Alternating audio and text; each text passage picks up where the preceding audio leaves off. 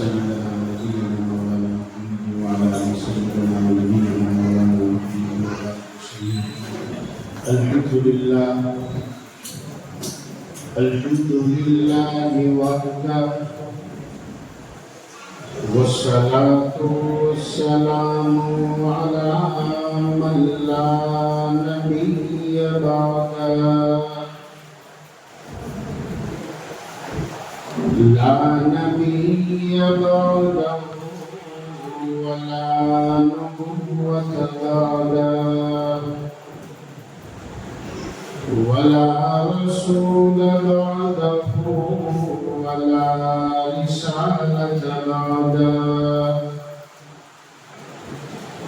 أما بعد فأعوذ بالله من الشيطان الرجيم. بسم الله الرحمن الرحيم. إن أول بيت وضع للناس للذي بمكة مباركا وهدى للعالمين. فيه آيات بينات مقام إبراهيم ومن دخله كان آمنا.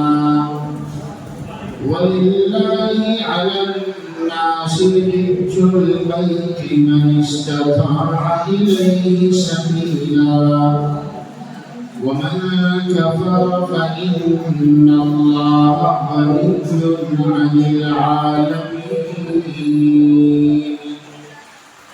وقال الله تبارك وتعالى إن الصفا والمروة من شعائر الله فمن حج البيت أو اعتمر فلا جناح عليه أن يطوف بهما ومن تطوع خيرا فإن الله شاكر عليم. صدق الله مولانا العظيم. جس وقت دعا کو ہاتھ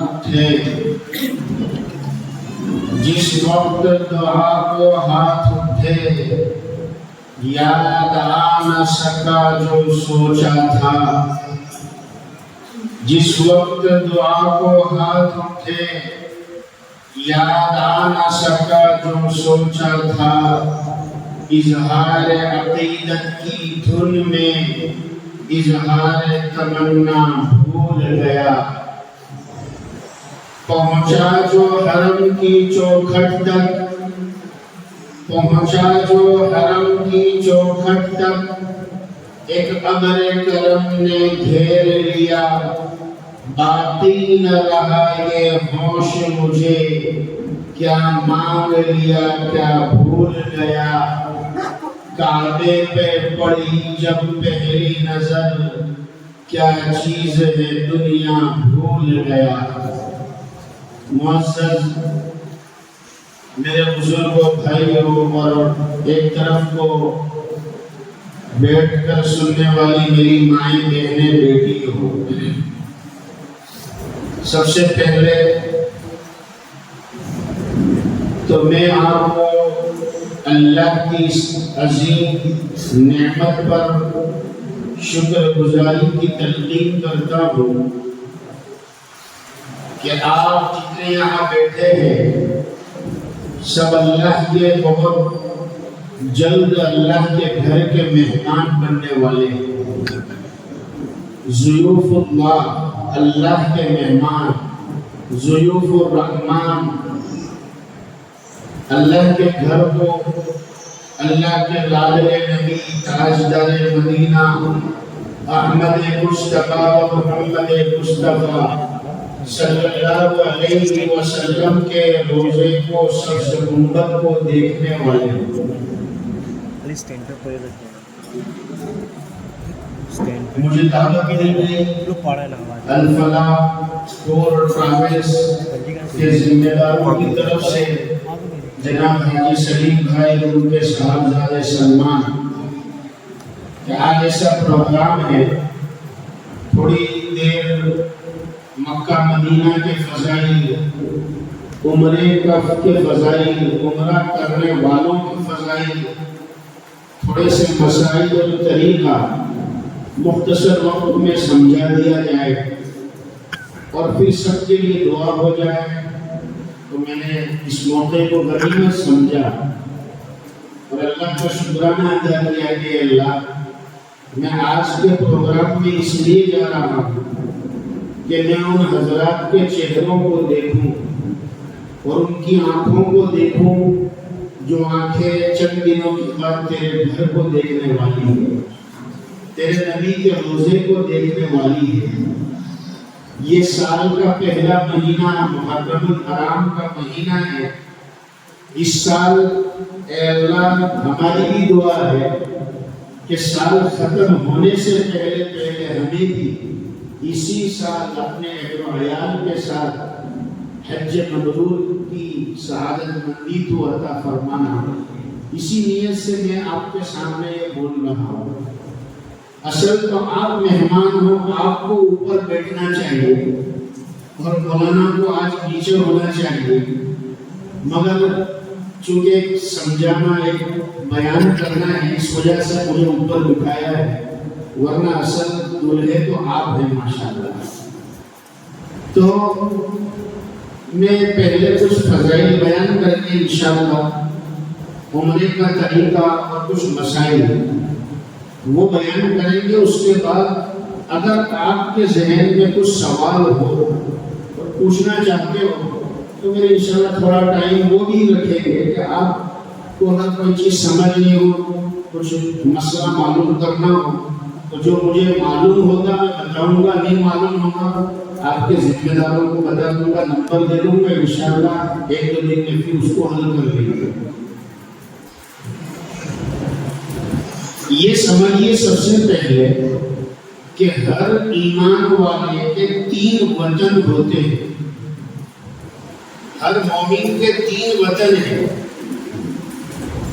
ایک وطن ہے وطن روحانی، جہاں ہماری روحیں پیدا ہوئی تھی۔ دوسرا وطن ہے وطن جسمانی، جہاں ہمارا بدن پیدا ہوتا ہے۔ اور تیسرا وطن ہے ہم سب کا وطن ایمانی، جہاں ہم سب کا ایمان پیدا ہوا تھا، وہاں سے چلا۔ تو مکہ مدینہ جو ہے وہ ہمارے وطن ایمانی میں، جیسے ہمارے وطن جسمانی کرو نا، کسی کا احمد آباد، کسی کا آنند، کسی کا سورت، جہاں بدن پیدا ہوا، گھر میں، ہاسپٹل میں، یہ ہمارا وطن جسمانی ہے۔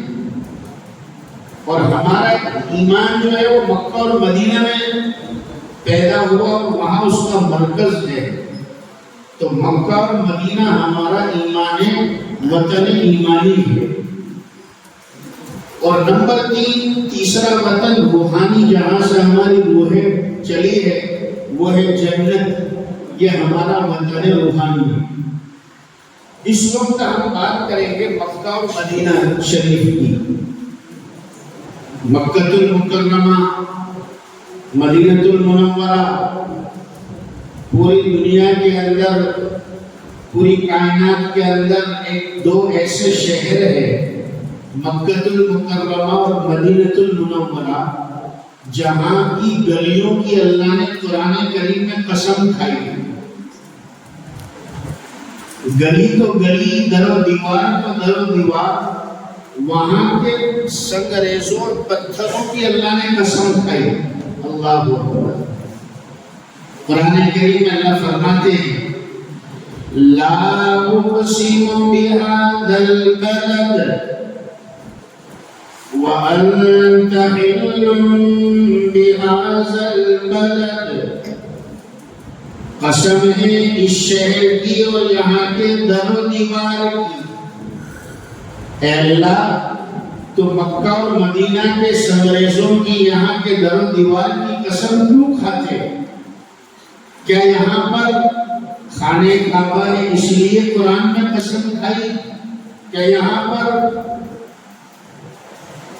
صفا مروہ کی پہاڑی نے اس لیے کھائی؟ مینا عرفات کا میدان نے اس لیے کھائی؟ فرمایا نہیں، اگر کعبۃ اللہ کی وجہ سے مکہ کی قسم کھانی ہوتی تو اگلی آسمانی کتابوں میں کھا لیتا، اس لیے کہ کعبۃ اللہ تو ابا آدم علیہ السلام کے زمانے سے صفا مروہ کی پہاڑی کی وجہ سے یہاں کی گلیوں کی، یہاں کے پتھروں کی قسم کھانی ہوتی، صفا مروہ تو پہلے سے تھا، میں اگلی آسمانی کتابوں میں کھاتا، مگر قرآن کریم میں اس لیے مکہ اور مدینہ کی گلیوں کی قسم کھا رہا ہوں۔ وَأَنْتَ حِلٌّ بِهَذَا الْبَلَدِ، اے پیارے نبی آپ کے قدم یہاں پر بار بار پڑے ہیں، یہاں کی گلیوں میں، یہاں کے پتھروں پر اے لاڈلے نبی آپ کے قدم مبارک یہاں پڑے ہیں، اسی لیے میں یہاں کی سنگریزوں کی، یہاں کی در و دیوار کی قسم کھا رہا ہوں۔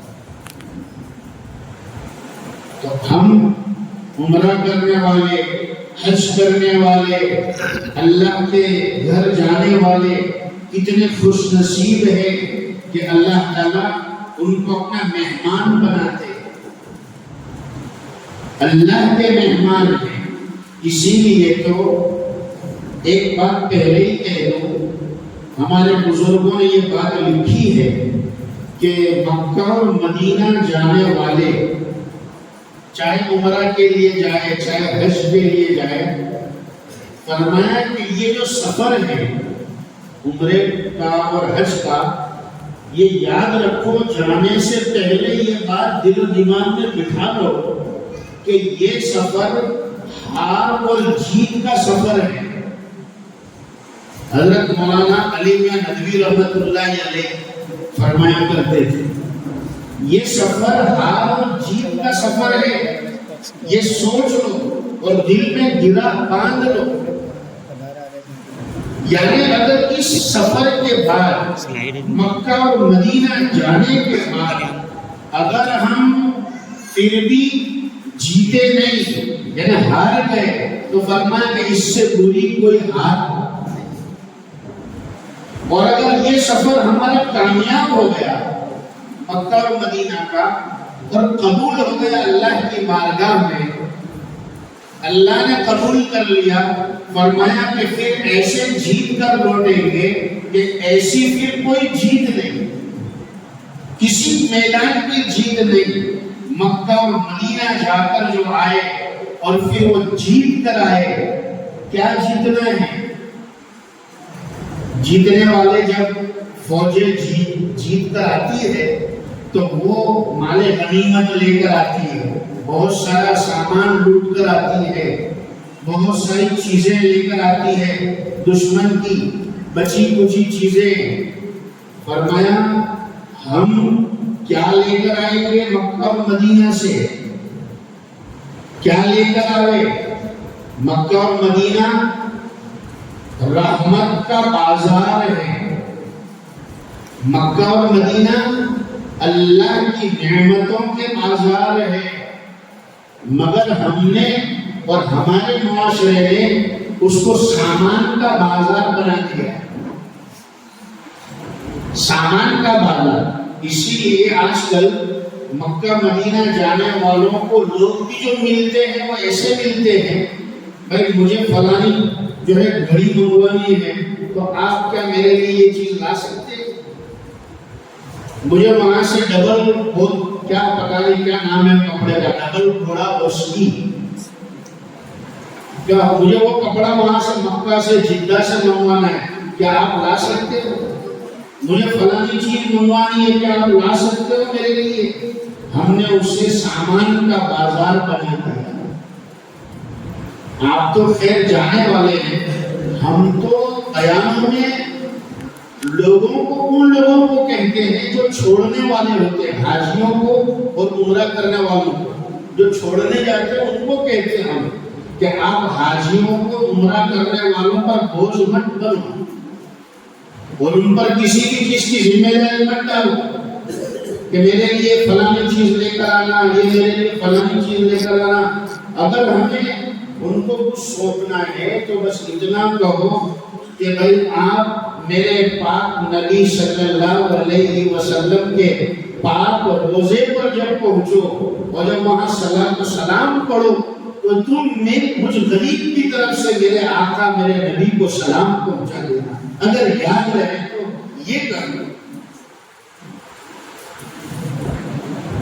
وہ تو رحمت کا بازار ہے۔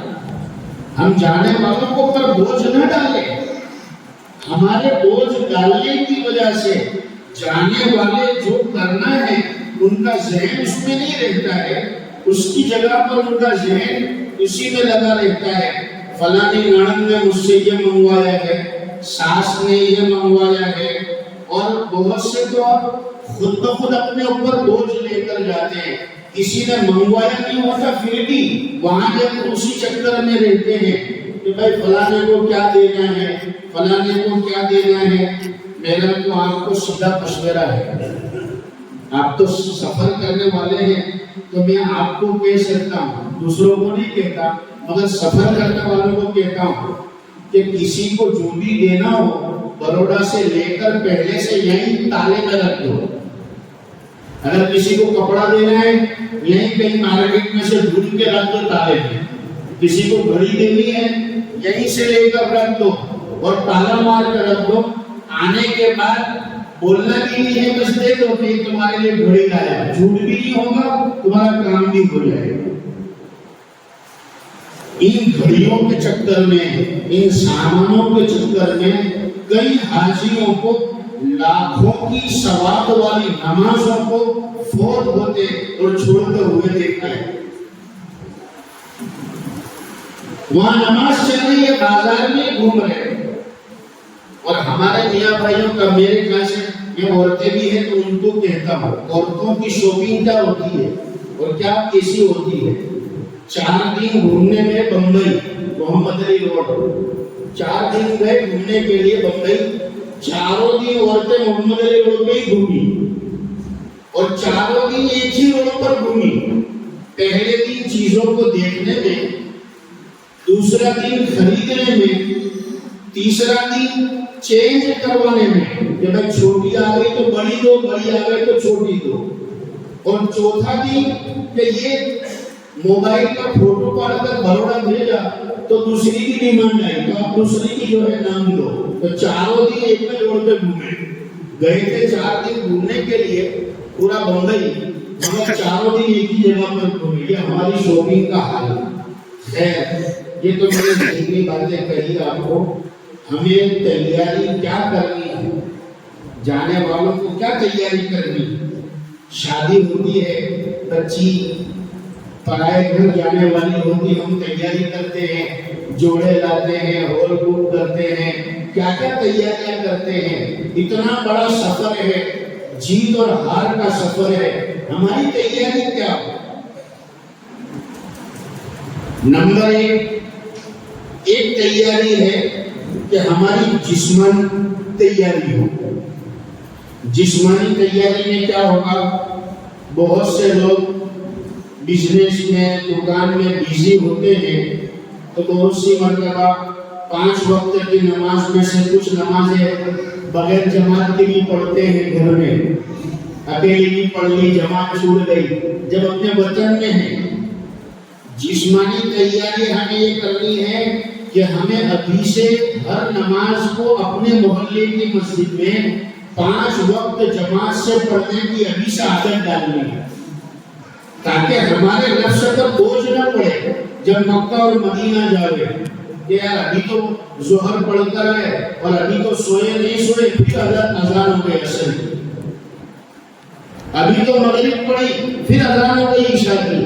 کہ ہمیں جماعت سے نماز پڑھنے پر بوجھ نہ پڑے، کیونکہ وہاں کی اگر ایک نماز چھوٹی ہے، ہم سب تاجر ہیں، ہم ہی خود فیصلہ کرنے میں حساب لگا لے، ایک نماز پڑھنے پر مکہ میں حرم شریف میں جماعت کے ساتھ 1,00,000 نماز کا ثواب ہے، مدینہ المنورہ میں ایک نماز مسجد نبوی میں پڑھنے پر ہے، صحیح حدیث میں ہے 1,000 اور دوسری روایتوں میں ہے 50,000۔ یہ اتنا سارا ثواب اگر ایک نماز بھی چھوٹ گئی ہماری تو ہمارا کتنا بڑا نقصان ہوگا وہ ہم حساب لگا سکتے ہیں۔ تو جسمانی تیاری یہ کریں کہ ہم ہر نماز جماعت سے پڑھنے کی، مسجد میں پڑھنے کی ابھی سے پابندی کریں، اور کہ اذان ہوتے ہی اپنے گھر میں مصلی کر بیٹھ جائیں۔ دوسری تیاری جسمانی تھوڑی بہت چلنے کی پریکٹس کرنا، یہ بھی جسمانی کی تیاریوں میں آتا ہے، اس لیے کہ وہاں پر چلنا ہے، چکر لگانے ہیں، طواف کرنا ہے، سعی کرنی ہے، ہوٹل سے مسجد جانا ہے، مسجد سے پھر ہوٹل آنا ہے۔ بہت سی مرتبہ لوگوں کو چلنے کی عادت نہیں ہوتی تو پیر میں درد ہو جاتا ہے، اس لیے ابھی سے جسمانی تیاری شروع کر دیں۔ عام طور پر لوگ چلتے ہیں تو چلنے کے جوتے ہوتے ہیں اسپیشل، تو وہاں تو احرام میں جوتے چلیں گے نہیں، تو چپل پہن کر چلنے کی تیاری شروع کر دیں۔ یہ ہماری جسمانی تیاری ہے۔ تھوڑا بہت بھوکا رہنے کا موقع ملے تو بھوکا بھی رہ لے، اس لیے کہ وہاں جائیں گے ہزاروں لاکھوں لوگ ہوں گے، کبھی کھانا مل گیا، کبھی نہیں ملا، کبھی گرم نہیں ملا تو ٹھنڈا ملا، تو جیسا بھی ہو چلا لیں گے، جیسا بھی ہو کھا لیں گے، اپنا حق ہو پھر بھی کسی کو دے دیں گے، جھکتا ہوا تو لیں۔ یہ ساری چیزوں ایثار کرنا، اخلاق سیکھنا، اخلاق سے پیش آنا، یہ ساری جسمانی تیاریوں میں آتا ہے۔ ہاں، اگر ہم نے کچھ نمازیں کم پڑھی، اگر ہم نے کچھ عبادت کم کری تو چل جائے گا، مگر اخلاق ہم نے وہاں پیش نہیں کیے۔ دیکھیے میرے بھائیوں، مکہ اور مدینہ دنیا میں ایک ایسی واحد جگہ ہے جہاں ایک بھی غیر ایمان والا نہیں ملے گا، ایک بھی نہیں ملے گا۔ ٹوپی بغیر والا بھی ہے وہ بھی مومن ہے، بغیر داڑھی والے ہیں وہ بھی مومن ہیں، بغیر جھپے لینے والے وہ بھی مومن ہیں۔ تو ہر ایک کو سلام کرنا ہے، مومن کے علاوہ کوئی ہے۔ اور اس سنت سے ہم لوگ دیکھتے ہیں بہت سی مرتبہ لوگ اس سنت سے جو ہے محروم رہتے ہیں۔ سب طرف مسلمان ہیں، سلام کرو، ہم سلام کو عام کرو، رواج کرو، اور ہماری کسی بھی عمل سے کسی کو تکلیف نہ پہنچے، یہ بھی ہماری اخلاقی ذمہ داری ہے، یہ بھی جسمانی تیاری ہے۔ اس کے بعد نمبر آتا ہے روحانی تیاری۔ روحانی تیاری میں کیا ہے؟ سب سے پہلے ہماری نیت درست ہو۔ ہم حج یا عمرہ کیوں کر رہے ہیں؟ بھائی یہ ہماری سب سے بڑا مسئلہ نیت کا ہے۔ ایک حاجی صاحب مجھے ملے، میں نے کہا کہ بھائی چلو اللہ کا شکر ہے آپ نے حج کر لیا، تو انہوں نے کیا جواب دیا؟ میں نے کہا مولانا صاحب اب کر لیا، لوگ پوچھ کرتے تھے حج پڑھی کہ نہیں، حاجی صاحب حج پڑھی کہ نہیں، تم نے حج پڑھی کہ نہیں، تمہاری دکان چل رہی ہے، کاروبار چل رہا ہے اور اتنے جو ہے انکم ہے تمہاری، تو ہر سال لوگ پوچھتے تم نے حج پڑھی کہ نہیں، تو اس سال تو پڑھے نہیں تاکہ لوگوں کا منہ کیا ہو جائے؟ بھائی لوگوں کا منہ بند کرنے کے لیے حج پڑھی آپ نے اس لیے پڑھی کہ مجھ پر اللہ کا فریضہ ہے حج کرنا، تو وہ فریضہ ادا کرنے کے لیے حج پڑھ رہا ہوں۔ تو سب سے پہلے ہماری نیت درست ہو کہ ہم عمرہ کر رہے ہیں، حج کر رہے ہیں، تو ہماری نیت کیا ہے، کس لیے عمرہ کر رہے ہیں، کس لیے حج پر جا رہے ہیں، عمرے پر جا رہے ہیں، اور ہماری نیت کیا ہو؟ یہ نیت ہو کہ میں اللہ کی رضا کے خاطر، اللہ کو راضی کرنے کے خاطر، قرآن اور حدیث پر عمل کرنے کے خاطر میں اللہ کا ایک حکم پورا کرنے جا رہا ہوں، اللہ کا گھر دیکھنے جا رہا ہوں۔ اور قرآن اور حدیث میں جو فضائل ہیں اللہ کے گھر کو دیکھنے والے کے، اور میرے آقا کے روضے پر جانے والے کے جو فضائل ہے وہ مجھے مل جائے، اس لیے میں جا رہا ہوں، یہ نیت ہو۔ میرے آپ کے آقا نے فرمایا جس آدمی نے مدینہ المنورہ آ کر میری قبر کی زیارت کی، میرے روضے کو دیکھا، حضور پاک صلی اللہ علیہ وسلم فرماتے ہیں اس آدمی پر میری قیامت کے میدان میں شفاعت کرنا واجب ہو گیا۔ میں اس کی شفاعت کروں گا جس نے میری قبر پر آ کر میری قبر کو دیکھا، تو میں قیامت کو اس کی سفارش کروں گا۔ یہ سب نیت ہو ہماری۔ سب سے پہلا مسئلہ ہے نیت ہماری درست ہو۔ اس کے بعد ہم مکہ اور مدینہ جا رہے ہیں تو دوسرے نمبر پر ہماری ذمہ داری ہے کہ ہم عمرہ کرنے جا رہے ہو یا حج کرنے، تو عمرہ اور حج کے طریقے اور مسائل سیکھ کر جاوے۔ حاجی صاحب، عمرہ کرنے والے صاحب دو بھول بہت بڑی کرتے ہیں۔ دو بھول، ایک تو ہے ایک بھول کرتے ہیں کہ بھائی سیکھے بغیر گئے، تو یہ سب سے بڑی بھول۔ اور الحمدللہ اللہ کا شکر ہے ہمارے ملک میں، اللہ کا شکر ہے لوگ حج پر جا رہے ہو، عمرہ پر جا رہے ہو، الحمدللہ تھوڑا بہت معلوم کر کے جاتے ہیں، نہیں ہو تو چھلے کتاب بھی لے کر جاتے ہیں۔ اردو نہیں آتا، عربی نہیں آتا تو گجراتی اور ہندی کی کتاب بھی چھپی ہوئی ہے، وہ لے کر جاتے ہیں۔ یہاں کے مارکیٹ میں سب کتابوں کی دکان پر مل جائے گی، حج کی کتاب، عمرے کی کتاب، پاکٹ سائز کی۔ علماء نے اتنی چھوٹی کتاب بنائی، پاکٹ سائز، یعنی بڑی کتاب احرام کے حالت میں کہاں لے کر چلو گے؟ تو کہا جیب میں بھی رکھ دو، ایسی کتاب بناؤ کہ پاکٹ میں آ جائے، تاکہ طواف کرتے کرتے اگر دعا پڑھنی ہو، نیت معلوم کرنی ہو، کچھ بھی سیکھنا سکھانا، فوراً کتاب کھولی کہ اس کے اندر پڑھ لے۔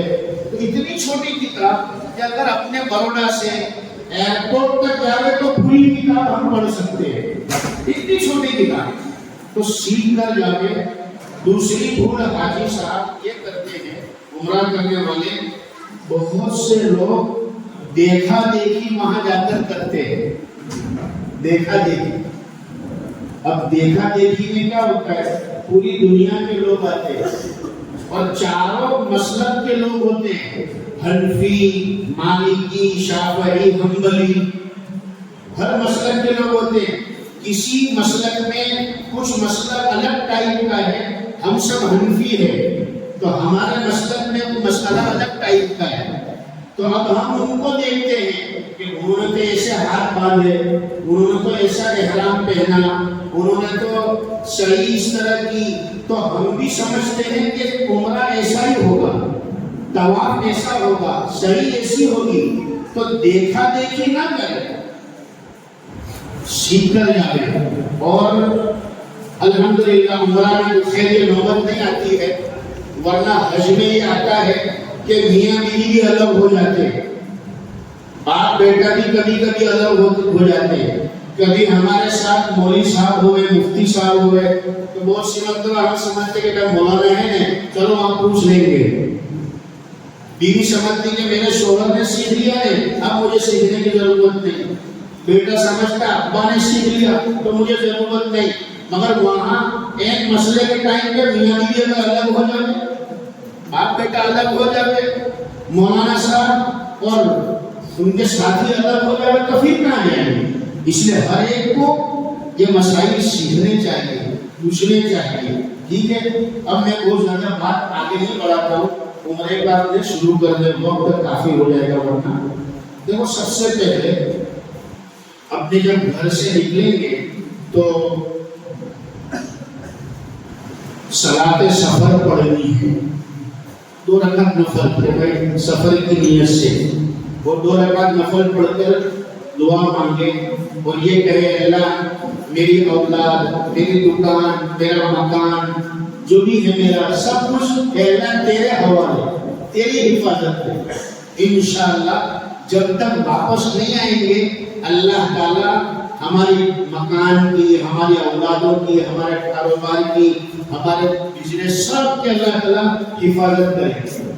2 رکعت صلاۃ السفر بھی پڑھے، صلاۃ التوبہ بھی پڑھے کہ اللہ مبارک سفر پر جا رہا ہوں، مجھ سے جو گناہ ہوا اللہ تو اسے معاف کرنا اور میرے سفر کو تو آسان کرنا۔ پھر احرام باندھنا ہے، برابر۔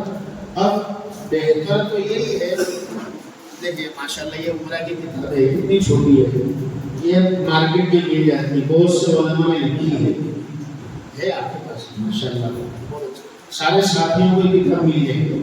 اچھا دیکھیے، اب دیکھیے احرام جو ہے بہتر تو یہ اپنے گھر سے باندھ کر جاوے۔ ہمارے حاجی سلیم صاحب یہ دکھا بھی رہے احرام، مرد حضرات دیکھیں، عورتوں کا تو احرام ہے ہی نہیں تو ان کو دیکھنے کی ضرورت نہیں، پہلے یہ دیکھ لیں طریقہ۔ جیسے لنگی باندھتے ہیں، اوپن لنگی، سلی ہوئی نہیں، اوپن لنگی، یہ طریقہ اتنا اچھا ہے، اس میں چلنے میں بھی ہمارے پیر کھلے رہیں گے اور پھنسے گا نہیں احرام پیر میں، اور دوسرا یہ کہ سطر کھلے گا نہیں، یاد رکھیں۔ اب ایک مسئلے کی بات بتلاؤ، عورتیں بھی سن رہی ہے،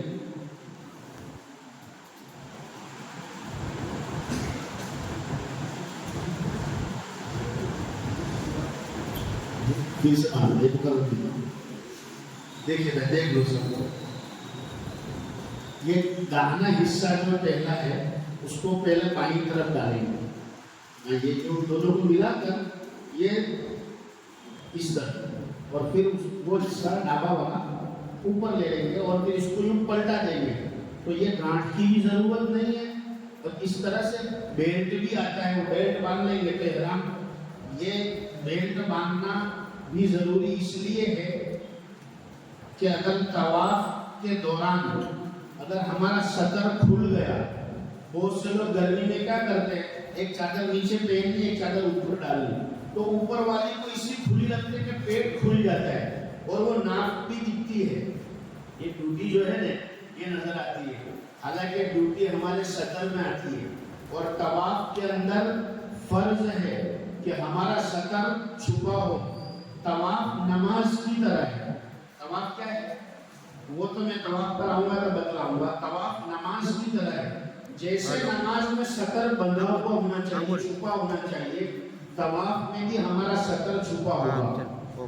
یہاں مسئلے کی ایک بات یہ ہے، عورتوں کے لیے کوئی احرام نہیں ہے، بھائی سن لے عورتیں، کوئی کپڑا عورت کے لیے اسپیشل احرام میں نہیں ہے، کوئی کلر کے بھی کپڑے ضروری نہیں، جو خود کپڑے پہنتی ہے، برقع پہنتے ہیں، اسی کو احرام کی نیت سے پہن لے، ٹھیک ہے۔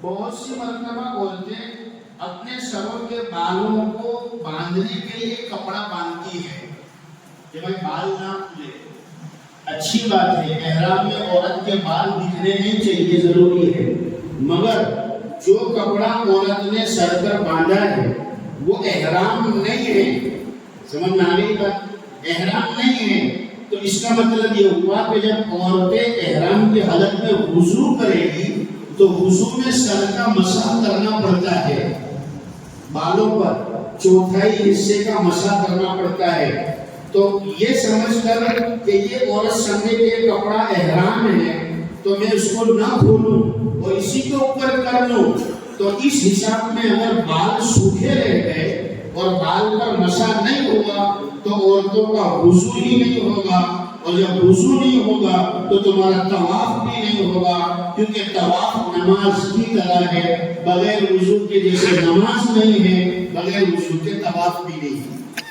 سمجھ میں آگے کا۔ تو اب ایک بات تو یہ ہے کہ ہم لوگ جو ہے ایئرپورٹ سے احرام باندھتے ہیں، وہ تو سبھی باندھتے ہیں، اگر ہمیں جیسے احمد آباد سے جدہ کی فلائٹ ہے اور جدہ سے کچھ ٹور والے پہلے مدینہ شریف جاتے ہیں تو احرام کی ضرورت نہیں ہے، مگر آدھے لوگ پہلے مکہ جاتے ہیں تو پھر ہم کو احرام یہاں سے باندھنا پڑے گا، اور اگر مدینہ شریف پہلے جا رہے ہیں تو یہاں سے احرام باندھنے کی ضرورت نہیں، مدینہ چلے جائیں، وہاں جو کچھ کرنا ہے سب عبادت کر کے جب مدینہ شریف سے مکہ آنا ہو تو وہاں سے احرام باندھیں گے، ٹھیک ہے۔ مگر جو لوگ ایئرپورٹ سے احرام باندھتے ہیں ان میں بھی خاص طور پر جو جوان ہیں، میں جوانوں کو مشورہ دے رہا ہوں، یہ جو جوان ہیں، اگر آپ اپنے گھر سے ہی احرام باندھ لو، تھوڑا اتنا ہوگا کہ گھر سے ایئرپورٹ تک کا احرام تھوڑا لمبا ہو جائے گا۔ احمد آباد سے احرام باندھ گئے، بروڑا سے باندھو، احرام باندھ کر 2 رکعت پڑھ کے فوراً گاڑی میں ہی بیٹھنا ہے اور بیٹھے بیٹھے احمد آباد پہنچنا ہے، اور پھر وہاں تو باندھنے والے تھے۔ تو اگر بروڑا سے احرام باندھو تو حدیث پاک میں آتا ہے کہ جب حاجی یا عمرہ کرنے والا احرام پہن لیتے ہیں اور احرام پہننے کے بعد احرام کی 2 رکعت نماز پڑھنی ہے اور پھر نیت کرنی ہے، تو اگر نیت کر کے تلبیہ شروع کر دیتے ہیں تو جب انسان تلبیہ پڑھتا ہے، حاجی مرد ہو عورت ہو کوئی بھی لبیک پڑھتے ہیں، تو جب حاجی اور عمرہ کرنے والا لبیک پڑھتا ہے تو اس کی داہنی طرف جتنے در و دیوار، بلڈنگ ہے، عمارتیں ہیں، دائیں جانب جتنے در و دیوار، وہ سب تلبیہ پڑھتے ہیں۔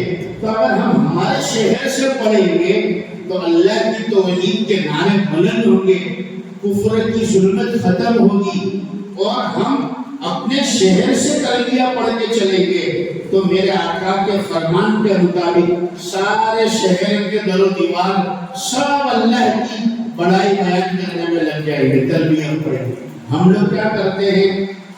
غسل گھر پہ کرتے ہیں، احرام ایئرپورٹ پر پڑھتے ہیں، پہنتے ہیں، 2 رکعت اندر جا کر پڑھتے ہیں اور نیت پلین میں بیٹھ کر کرتے ہیں، چاروں کام الگ الگ کرتے ہیں، جبکہ میرے اور آپ کے آقا نے یہ سب ساتھ میں کیا۔ احرام سے پہلے غسل کیا، پھر احرام پہنا، فوراً احرام پہن کر 2 رکعت نفل پڑھی اور فوراً حضور نے نیت کر لی۔ یہ 4 کام کریں گے تو ہمارا احرام پورا ہوگا۔ سمجھ میں آگے بات؟ تو احرام پہننے پہلے جس طرح بھی بتایا اسے بہتر میں ہے بروڑا سے پہلے، ورنہ آپ ایئرپورٹ سے بھی پہن سکتے، کوئی ایسا مسئلہ نہیں۔ پہن لیا احرام، 2 رکعت نفل نماز پڑھنی ہے، سر ڈھانپ کر، سر کھلا ابھی نہیں رکھیں گے، سر ڈھانپ کر 2 رکعت نفل پڑھیں گے، اور 2 رکعت نفل پڑھنے کے بعد اگر ابھی نیت کرنی ہو تو ابھی نیت کر لے۔ نیت یہ کتاب کے اندر موجود ہے، عربی میں بھی اور اس کا ترجمہ گجراتی میں۔ ہم کو اگر عربی نہ آئے تو اتنا 2 لائن بولنی ہے، اے اللہ میں عمرے کی نیت کرتا ہوں، اللہم انی ارید العمرہ فیسرھا لی وتقبلھا منی، اے اللہ اس کو آسان کر اور قبول کر۔ اب آپ نے نیت کر لی، نیت کے بعد تلبیہ پڑھنا فوراً ضروری ہے، واجب ہے۔ 1 مرتبہ تلبیہ پڑھنا کیا ہے بھائی؟ واجب، اور 3 مرتبہ سنت ہے۔ تلبیہ ہے لبیک اللہم لبیک، لبیک لا شریک لک لبیک، ان الحمد والنعمت لک والملک لا شریک لک۔ یہ پڑھیں گے تبھی ہماری احرام کی نیت مکمل ہوگی، ورنہ احرام کی نیت ادھوری رہے گی۔ اور اگر احرام کی نیت ادھوری رہی اور ہم میقات سے آگے بڑھ گئے، حدود حرم بارڈر سے آگے نکل گئے، تو ہم بغیر احرام والے کہے جائیں گے، اگرچہ احرام بھی پہنا ہوگا، اور ہمارے اوپر حنفی مسلک کے اعتبار سے دم واجب ہو جائے گا۔ ٹھیک ہے، تو ہم کو کیا کرنا ہے بھائی؟ احرام پہننا ہے، سر ڈھانپ کر 2 رکعت نفل پڑھنی ہے، اس کے بعد نیت کرنی ہے جو میں نے اردو میں بتائی، عربی میں بتائی، اس کے بعد تلبیہ 1 مرتبہ پڑھنا واجب ہے، 3 مرتبہ سنت ہے۔ عورتیں سنیں، اب عورتیں جب نیت کر رہی ہو، احرام تو عورتوں کا نہیں ہے، صرف عورت 2 رکعت نفل نماز پڑھے گی اور نیت کرے گی۔ اس وقت جب عورتیں نیت کر رہی ہو تو میری بہنیں خاص طور پر سنیں، یہ سیکھنے سکھانے میں کوئی شرم کی بات نہیں۔ اگر جس وقت ہم احرام کی نیت کر رہے ہو، اس وقت اگر عورت اس حال میں ہے جس حال میں عورت نماز نہیں پڑھ سکتی، پلین کی تاریخ کبھی بھی آ سکتی ہے، کوئی بھی ڈیٹ ہے اس پہ کوئی عورت کا کوئی ایسی ڈیٹ تاریخ ہو کہ اس میں نماز نہیں پڑھ سکتی ہے، اب جانا بھی ضروری ہے، تو کیا کرے؟ تو بولتے گھبرائے نہیں، کوئی مسئلہ نہیں ہے، کوئی ڈرنے کی ضرورت نہیں ہے، کوئی دم بھی واجب نہیں ہے۔ ہاں ایک بات کا دھیان رکھنا ہے، عورتیں نیت ضرور کر لیں گے، عمرہ کی نیت کہ احرام اور عمرہ وہ تو عورتوں کا ایک ساتھ ہی ہو جائے گا، نیت کر لیں گے، تلبیہ پڑھ لیں گے، چاہے جیسی پوزیشن ہے، پاکی کی حالت نہیں ہے مگر پھر بھی نیت کر لیں گے، مگر 2 رکعت نماز نہ پڑھے، سمجھ آ گئی بات؟ وہ سارے کام نہیں کرے گی عورت جو ناپاکی میں کرنا منع ہے، نماز نہیں پڑھے گی، نیت کر لے گئے۔ اگر نیت بھی نہیں کی ہے یوں سوچ کر کہ بھائی میں تو پاکی کی حالت ہے نہیں، تو نماز بھی نہیں ہے، احرام بھی نہیں ہے، نیت بھی نہیں ہے، یوں سوچ کر اگر عورتیں نکل گئی، حدود حرم سے اندر آ گئی، تو پھر عورتوں پر دم واجب ہو جائے گا۔ اس لیے نیت میں کیا خرچہ ہے؟ بس دل میں نیت کرنے کہ میں نے عمرہ کی نیت کر رہی ہوں، مکہ جا کر اپنے گھر میں ہوٹل میں بیٹھے رہے یا حرم کے باہر بیٹھے رہے، اندر نہ جائے مسجد میں، نماز نہ پڑھے جب تک پاک نہ ہو جائے، پاک ہو جائے تو پھر وہ سارے کام کر لے گے تو عورت کا بھی عمرہ ہو جائے گا۔ سمجھ میں آ گئی نا؟ ٹھیک ہے، اب دیکھیے ہم چلے، ترجمے میں بہت ساری باتیں ہیں، بہت سمجھنے کے لیے، بہت سے لوگ پہلی مرتبہ جاتے ہیں ایئرپورٹ پر بھی ایسے دھتیم کرتے ہیں، کبھی وہاں بھاگیں گے کبھی وہاں بھاگیں گے، ایسے ہمیں لوگوں کو دیکھنا ہے، اطمینان رکھنا ہے، بھائی کہاں فارم بھرنا ہے، کیسے لگیج کرانا ہے، پلین کے اندر بھی یہ بھاگے جا رہے ہیں، کوئی بتا کسی کو پوچھتے بھی نہیں ہے، پہلے ایک دم پیچھے پچھڑی میں چلے جائیں گے، سیٹ ان کی ہوگی آگے، پہلے کہاں چلے جائیں گے؟ ہاں لمبا فلائٹ ہوتا ہے تو آگے سے بھی گیٹ ہوتا ہے، پیچھے سے بھی گیٹ ہوتا ہے، تو پہلے سے ہی بتا دے رہے کہ ہماری سیٹ کہاں سے قریب پڑے گی، آگے کے گیٹ سے کہ پیچھے سے، کہ ورنہ اندر جا کر پھر وہ بھگم بلی کرتے ہیں، پھر وہ پتہ نہیں کیا کیا بحث ہوتی ہے۔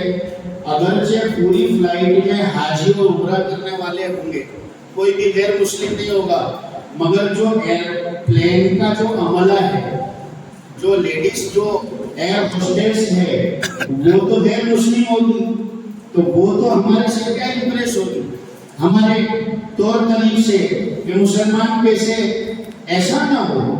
اگرچہ ہم سب مسلمانوں میں پلین میں پیسنجر، مگر جو پلین کا جو عملہ ہے کام کرنے والا وہ تو غیر مسلم ہے، اس لیے ہر چیز کو ہم ایئرپورٹ پر بھی اطمینان کے ساتھ میں سب کام کریں، اور پھر ہم جب مکہ پہنچ جائیں تو اللہ کا شکرانہ ادا کریں۔ پہلے تو ہم ہوٹل میں جائیں گے، تھوڑا آرام کر لیں تاکہ ہمارے اندر عمرہ کرنے کی اچھی طاقت پیدا ہو جائے، ہوٹل کا نمبر کارڈ وغیرہ لے لیں، کیونکہ جب ہم ہوٹل سے ایک مرتبہ نکل جائیں گے تو پلٹ کر دیکھو گے تو آپ بھول جاؤ گے ہمارے ہوٹل کون سی، وہاں ہر چیز ایک مرتبہ آگے بڑھ گئے، اب پلٹے تو ہم بھول جائیں گے کہ کون سے گیٹ سے ہم اندر آئے تھے، سب بھول گئے، چاروں طرف ایک جیسا لگتا ہے، ہوٹل بھی ایک جیسی ہے، اس لیے ہوٹل کا ایڈریس پہلے لے لیں تاکہ ہمارا کوئی ساتھی پہلی مرتبہ آیا ہے کہیں گم نہ ہو جائے، غائب نہ ہو جائے۔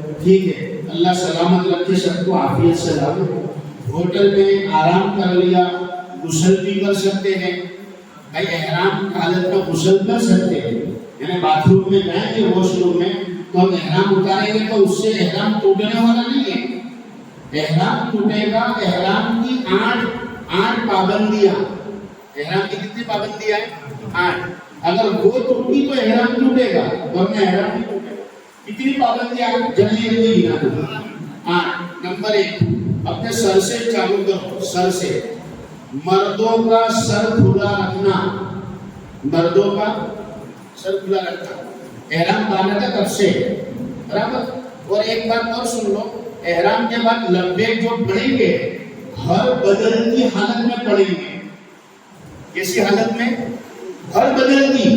بیٹھے تھے اور کھڑے ہو گئے تو آپ تلبیہ پڑھو، کھڑے تھے بیٹھے تو بیٹھ کر تلبیہ پڑھو، بیٹھے تھے سوئے تو تلبیہ پڑھو، سو کر اٹھے تلبیہ پڑھو۔ کب تک تلبیہ پڑھ رہے ہیں؟ احرام باندھنے سے لے کر حجر اسود تک پہنچے وہاں تک، جب ہمارا عمرہ شروع ہوگا نہیں وہاں تک ہم کو کیا کرنا ہے؟ لبیک پڑھنا ہے۔ اور میرے آقا نے فرمایا جس کی جتنی لبیک زیادہ اس کا عمرہ اتنا زیادہ قبول، اس کی حج اتنی بڑی قبول، جس کی لبیک جتنی زیادہ۔ ہر بدل کی حالت میں یوں بیٹھے تھے باری میں پلین میں بیٹھے بیٹھے 15-20 منٹ تک، اب یوں ہوئے تو تلبیہ پڑھو، یوں بیوی کے پاس چہرہ کر کے بیٹھے تھے اب تھوڑے سیدھے ہوئے کہ تلبیہ پڑھو۔ ایک بات ہر بدل کی حالت میں تلبیہ پڑھنا ہے۔ تو اب احرام کی 8 پابندیاں ہیں، وہ سب سے پہلے سر سے چالو کرو کہ مرد سر کھلا رکھیں گے، عورتیں چہرہ کھلا رکھیں گی۔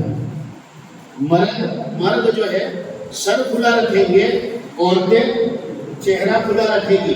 اور چہرہ کھلا رکھنے کا مطلب یہ نہیں ہے کہ برقعے والی بھی اپنا پردہ ہٹا دے گئے، نہیں، ایسی ٹوپی ملتی ہے کہ جس ٹوپی کے اوپر سے نقاب باہر آتی ہے، تو وہ نقاب جو ہے نقاب کا کپڑا عورت کے چہرے پر لگنا نہیں چاہیے، وہ اتنا دور رہنا چاہیے، ٹھیک ہے؟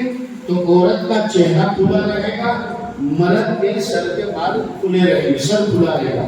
ایک نمبر 2، مرد سلے ہوئے کپڑے نہیں پہنیں گے احرام کے اندر کی گنجی بھی نہیں، جتنے اندر کے کپڑے ہیں سلے وہ بھی نہیں، صرف کفن کی طرح 2 چادر احرام کی یہ پہنے۔ عورتیں سلا ہوا پہن سکتی ہے، بلکہ عورت اپنے ہی کپڑے میں احرام کے لیے پہنے، یہ صرف مردوں کے لیے۔ نمبر 3، خوشبو لگانا دونوں کے لیے، خوشبو لگانا، خوشبو والی چیز کھانا، خوشبو والی چیز سونگنا، خوشبو والے صابن، خوشبو والے کریم، خوشبو والے کھانے جو بھی ہے تمام چیزوں سے اپنے آپ کو بچانا، ٹھیک ہے؟ اچھا، نمبر 4 چوتھی چیز ہے بال، عورت مرد دونوں کوئی بھی کہیں کے بال ٹوٹنے نہ پائے، ایسا کھجالے نہیں کہ کہیں بال ٹوٹ جائے، اگر ٹوٹ گئے نا ہم نے دیکھ لیا تو ہم پر دم آ جائے گا، اس لیے بال نہ ٹوٹے۔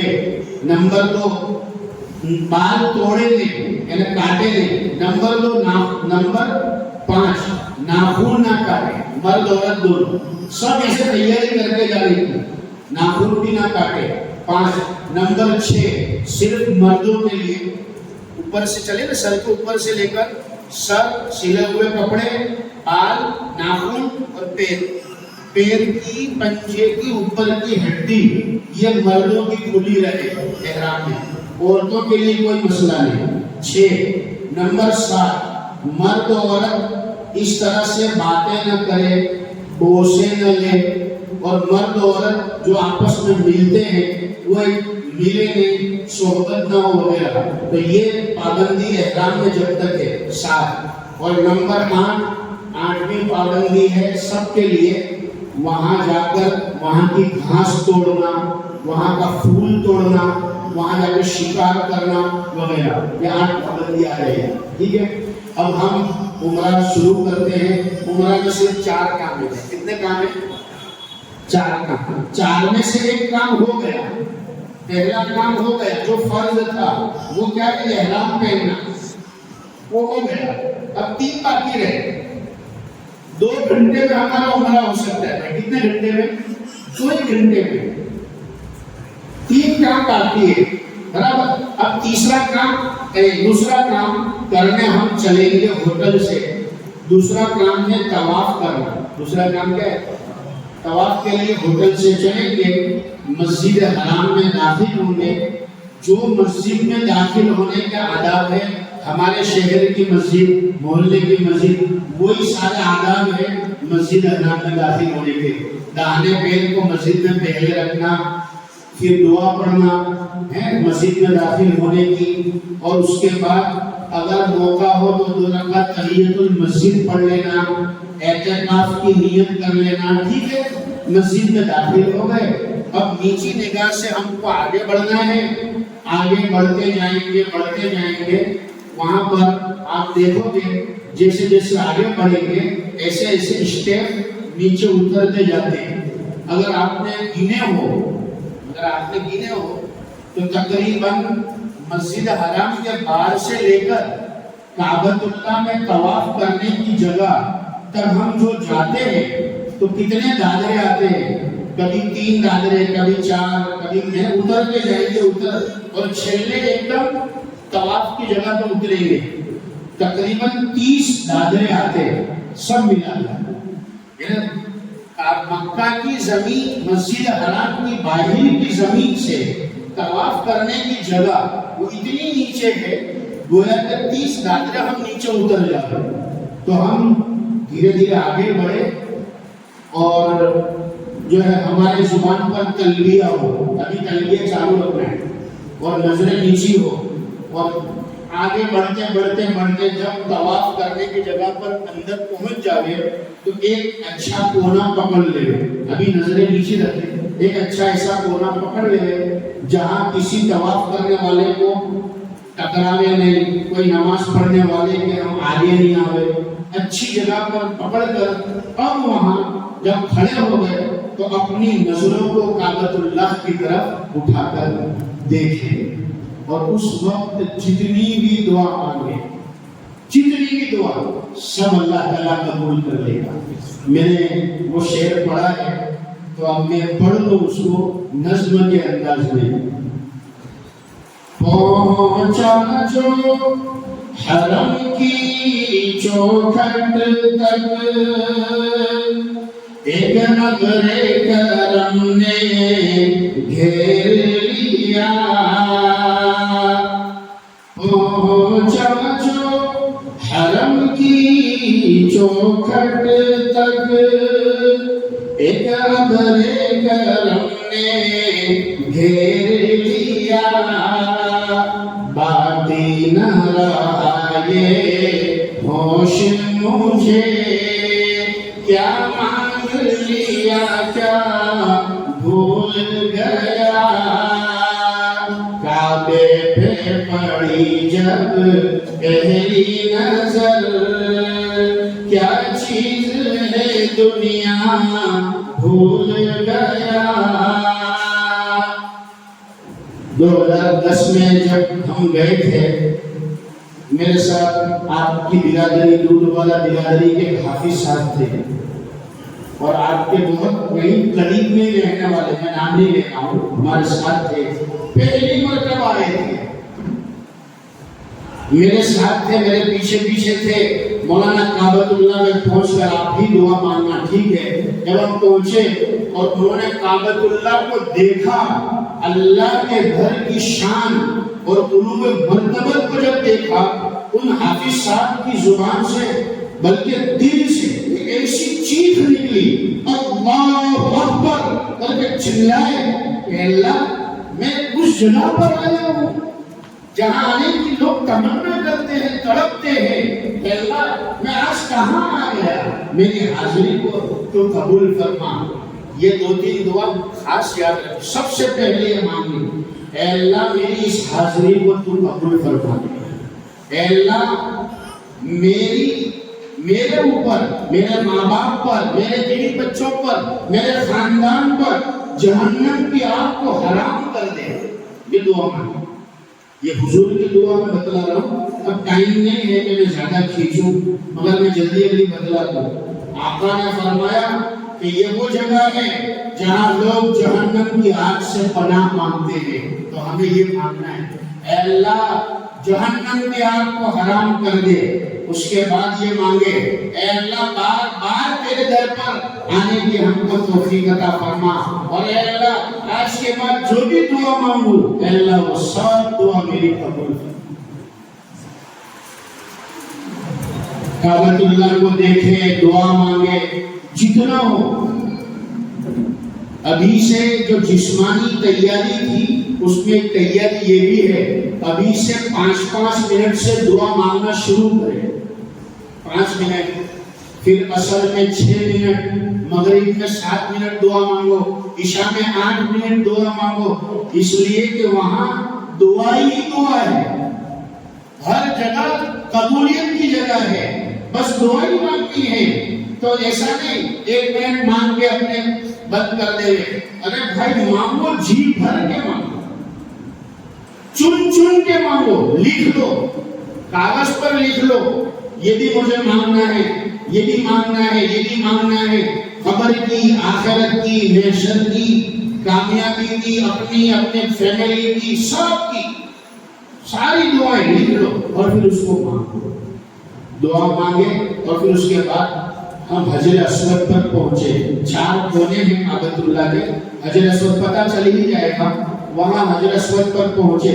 حجر اسود پر پہنچنے سے پہلے ایک کام تو ضرور کرنا ہے، دیکھیے وہ یہ ہے کہ مرد جو ہے اپنے احرام کے اوپر کی چادر جو ہے وہ اس طرح جمع ہاتھ کی بغل کے نیچے سے ایک کونا نکال کر، ہمارا حدیث شریف سے بتائیں گے، یعنی جمع کندھا احرام سے باہر آ جاتا ہے، یہ بات ہے اوپر کا حصہ۔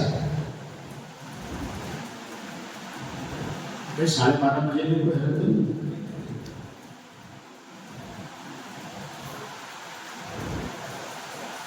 دیکھیے یہ مردوں کا ہے، اس لیے عورتوں کو دیکھنے کی ضرورت نہیں ہے، یہ 7 چکر میں ایسا ہاتھ رہے گا۔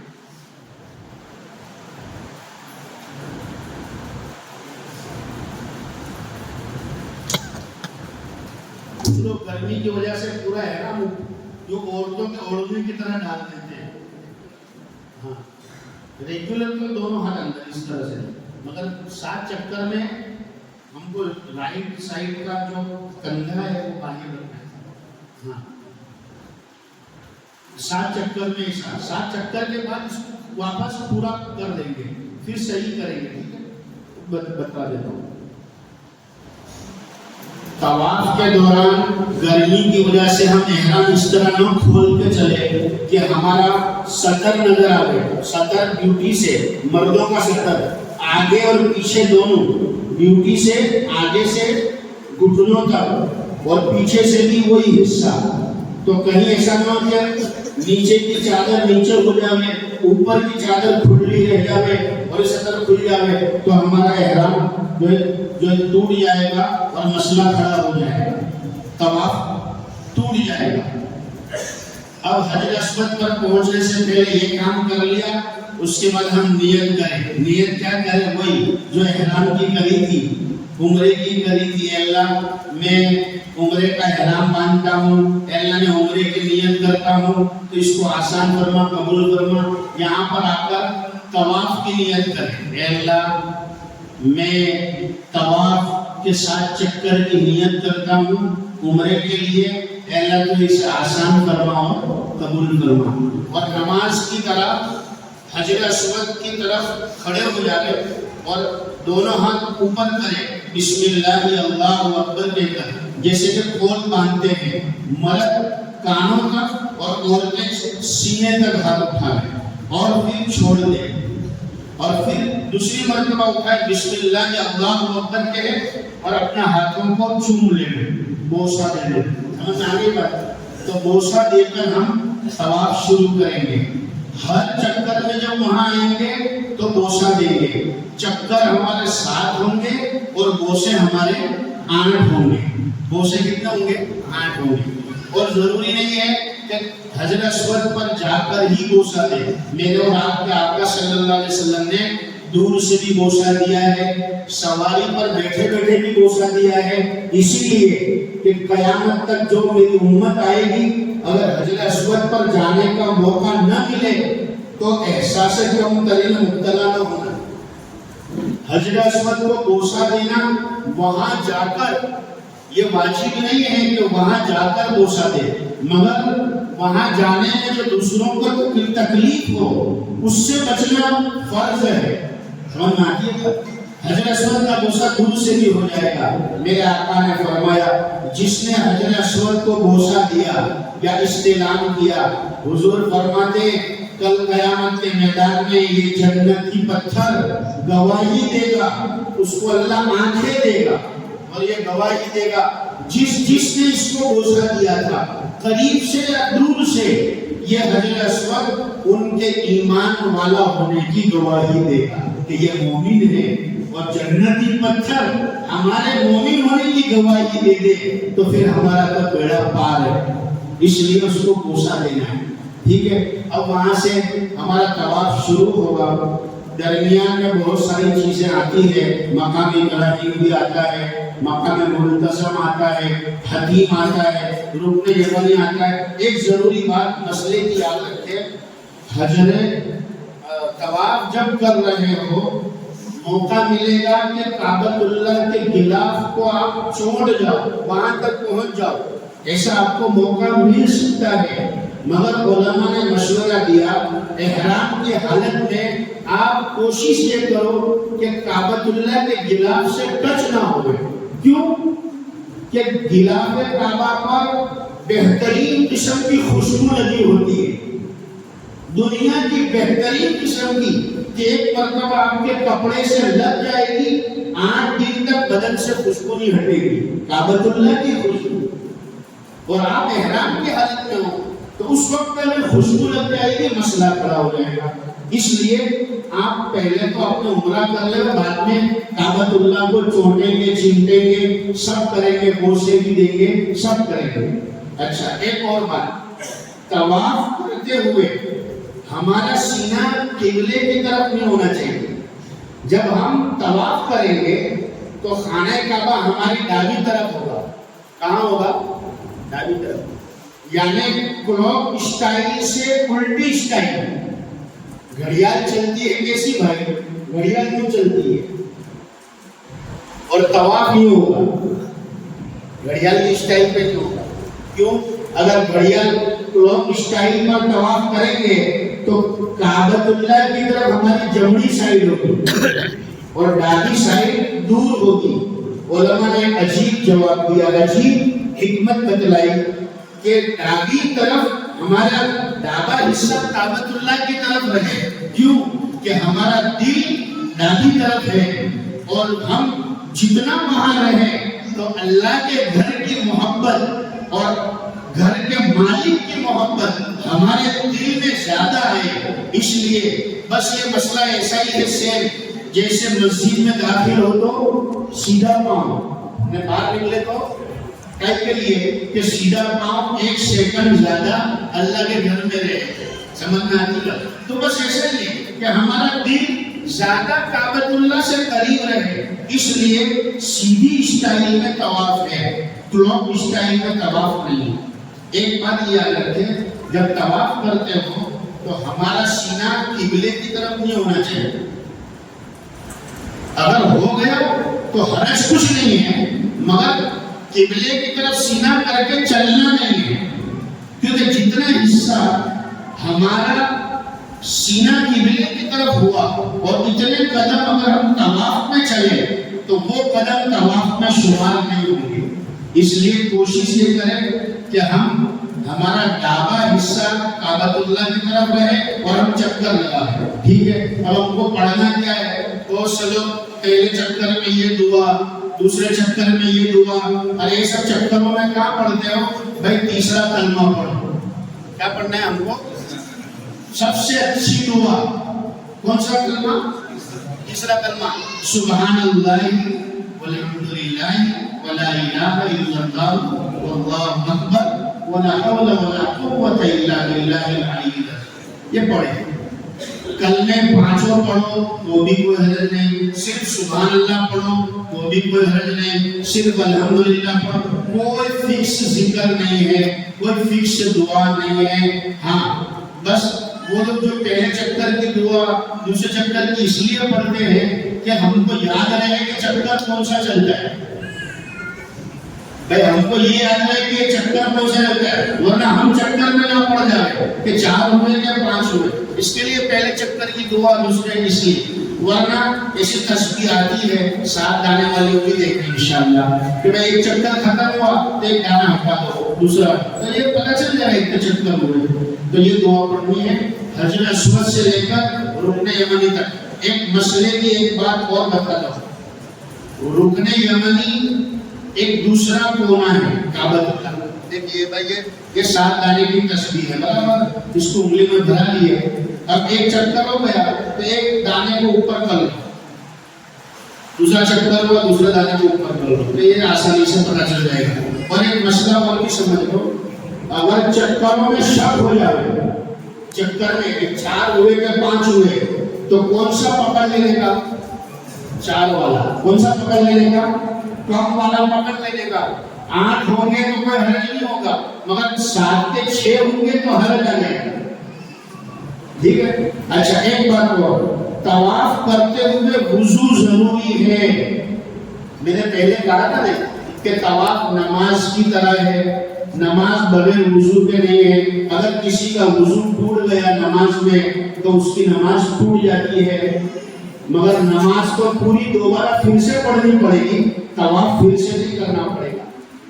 طواف جہاں وضو ٹوٹا ہے آپ وہ جگہ یاد رکھو، اگر تھوڑا ہی چلے ہیں تو وہ چکر رکھا جانے دو، وہ چکر رکھا جانے دو، وضو کر کے پھر وہاں سے چکر شروع کرو، ٹھیک ہے؟ بہت آسان ہے، مگر طواف میں وضو ضروری ہے، سعی میں وضو ضروری نہیں، بغیر وضو کے سعی ہو جائے گی۔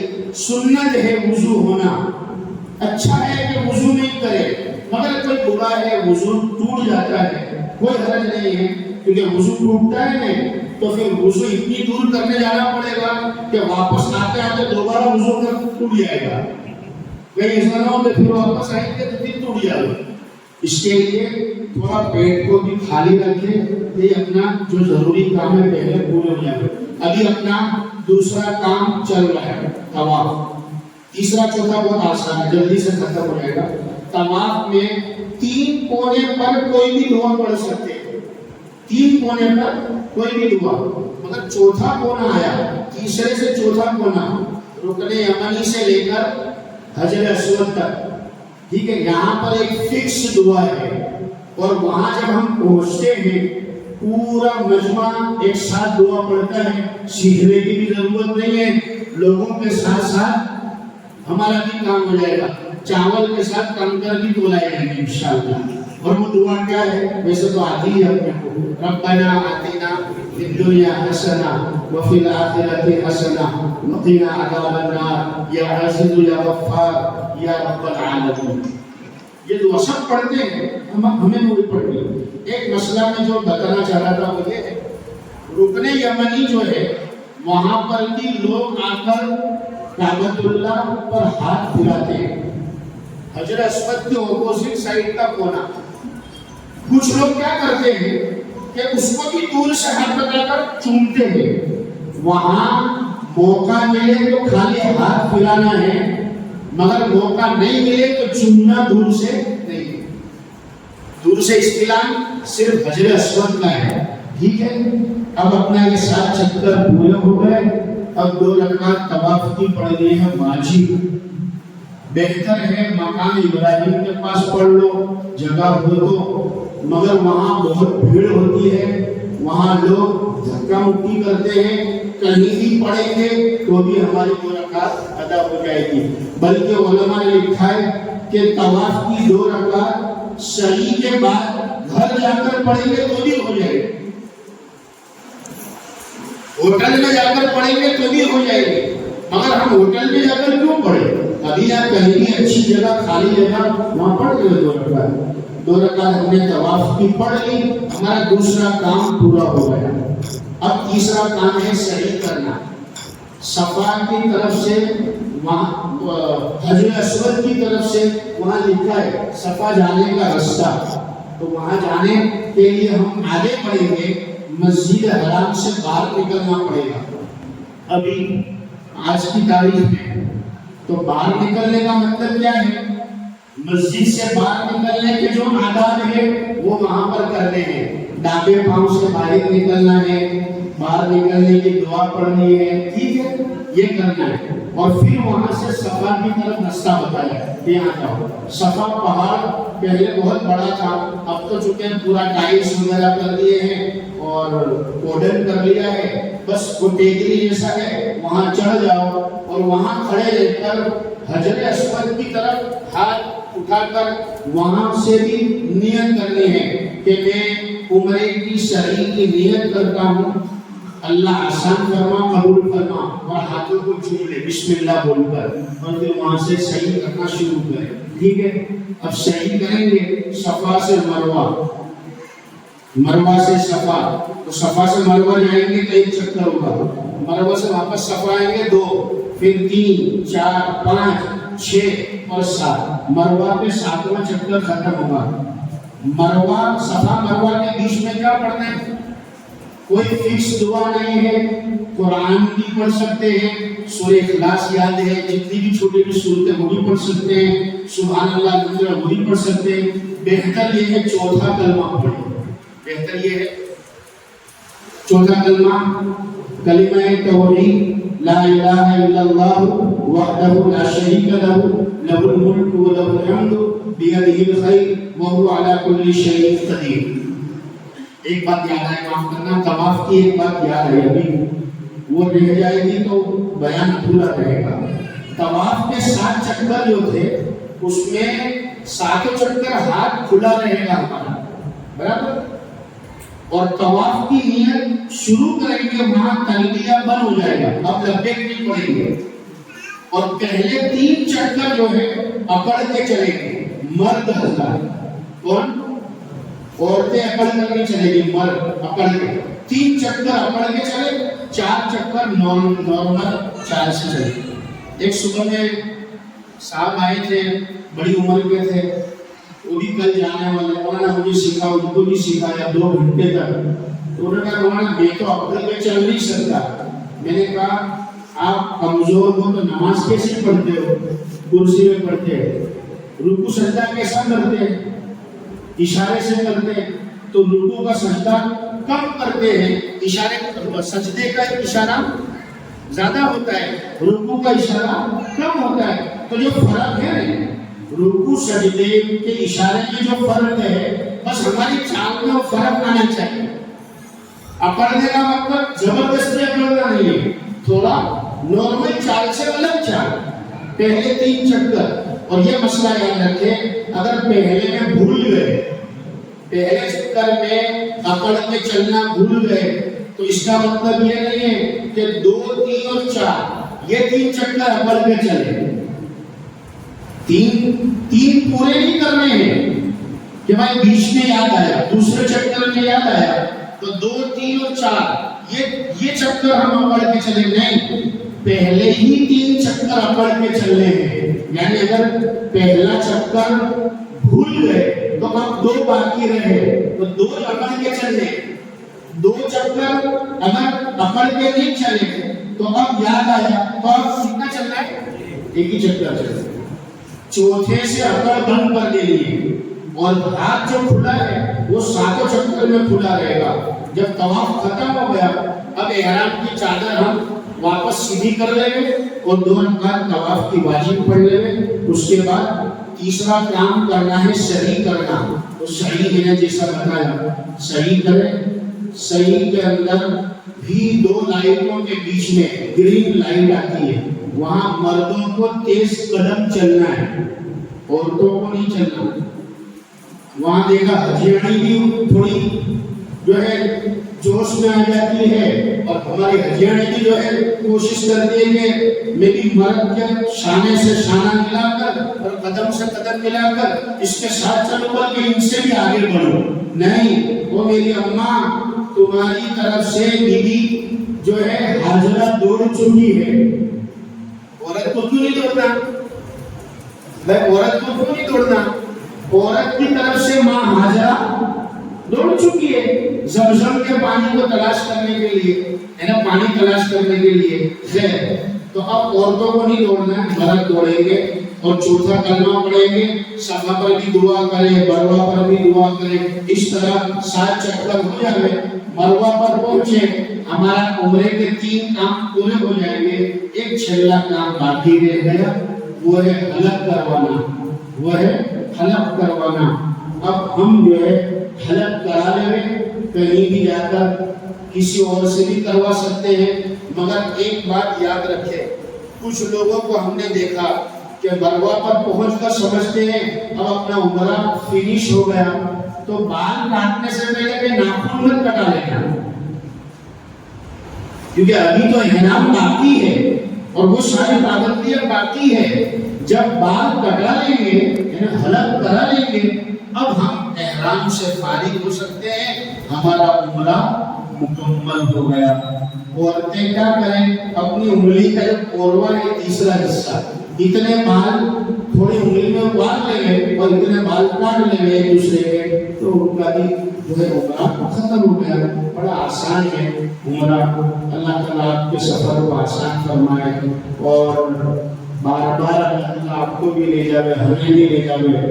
ایک عمرے کے بعد دوسرا بھی کر سکتے ہیں، دوسرا کرنا ہو تو بہت قریب میں مسجد عائشہ ہے، وہاں جاؤ، احرام پہنو اور وہی سارے کام، نیت کرو، 2 رکعت نماز پڑھو، نیت کرو، اور پھر آ جاؤ، پھر یہ کام کر لو، پھر 2 گھنٹے میں دوسرا عمرہ کر سکتے ہیں، تیسرا کر سکتے ہیں، ہر دن 1-1 2-2 جتنے ہو کر سکتے ہیں۔ مگر بہتر کیا ہے، ایک بات یاد رکھو، علماء کرام نے فرمایا حضور پاک صلی اللہ علیہ وسلم نے اپنی زندگی میں کتنے عمرے فرمائے، وہ دیکھو 50-100 عمرے ایسا نہیں، حضور نے 3 عمرے فرمائے۔ آپ صلی اللہ علیہ وسلم نے کتنے عمرے کیے؟ 3۔ طواف زیادہ کیا ہے، ہم کو طواف زیادہ کرنا ہے، جتنا ہو سکے طواف، اور طواف نفلی بھی کر سکتے ہیں، ابا کی طرف سے، اماں کی طرف سے، مرحومین کی طرف سے۔ ایک مسئلہ بتاؤ، ایک طواف اپنے نام سے کر دو کہ میں نفلی طواف کرتا ہوں، اے اللہ کی سے آسان فرما، قبول فرما۔ طواف کر لیے، 7 چکر لگا لیے، سلے ہوئے کپڑے کی بات کر رہا ہوں، عمرے کے بعد عمرہ کر لیا، سلے ہوئے کپڑے پہن لیے، اب آپ طواف کتنے بھی کر سکتے ہیں۔ ایک طواف اپنی طرف سے کر کے 2 رکعت اس کی واجب نماز پڑھ لینے کی، اور پھر اس میں جتنے بھی مرحومین ہیں ایک ہی طواف کر کے تمام مرحومین کے لیے سارے ثواب کر سکتے ہیں۔ مگر نیت کیا ہو، سنو فرق سمجھو، اے اللہ طواف میں کر رہا ہوں اپنی طرف سے، سمجھ میں بات، اور پھر طواف ہو گیا، اب دعا کرو جو میں نے طواف کیا، جو مجھے ثواب ملا، اے اللہ یہ ثواب سارے امت کے مرحومین کو پہنچا۔